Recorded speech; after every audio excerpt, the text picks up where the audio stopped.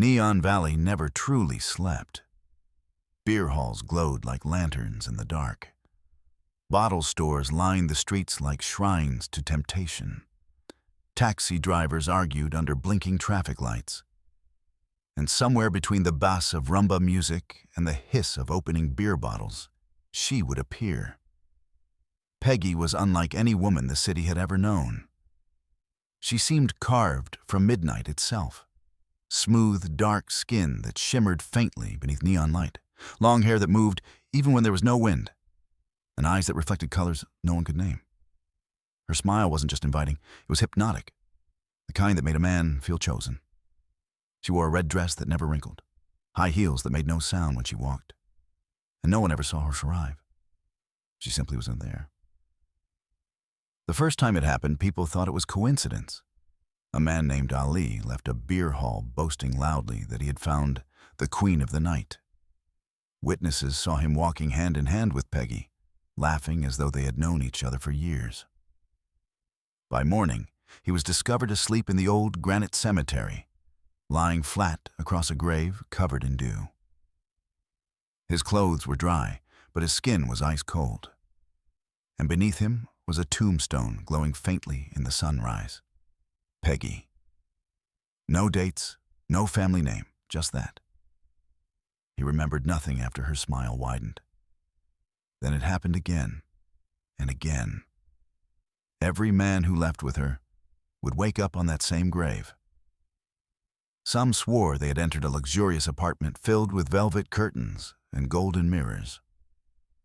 Others claimed they had walked into a house that seemed bigger on the inside than the outside, with corridors that stretched endlessly.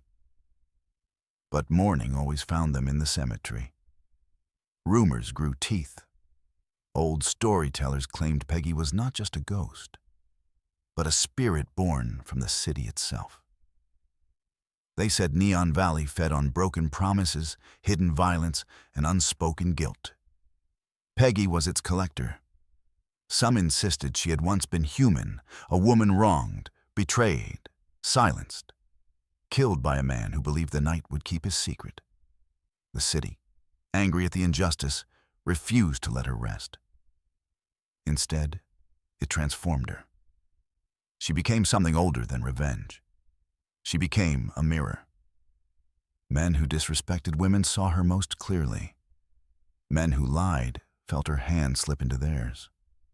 Men who thought themselves untouchable were the easiest to lure. Yet, she never harmed them. She simply made them confront the grave. On several occasions, the cemetery guard claimed he saw something impossible. At exactly midnight, Peggy's grave would vanish, replaced by a staircase descending into glowing earth. Music would drift upward, laughter, glass clinking. And at dawn, the staircase would be gone. Only the grave remained. One brave journalist tried to photograph her. His camera captured nothing but a streak of red light and a distorted shadow shaped like a woman. As years passed, Peggy grew more myth than memory. Some nights she multiplied, seen at 3 different beer halls at once. Other nights she appeared walking across rooftops, her red dress flowing like flame. Then one evening, during a violent thunderstorm, lightning struck the old granite cemetery. Witnesses swore they saw Peggy standing atop her own grave, arms stretched toward the sky. The lightning did not burn her. It wrapped around her.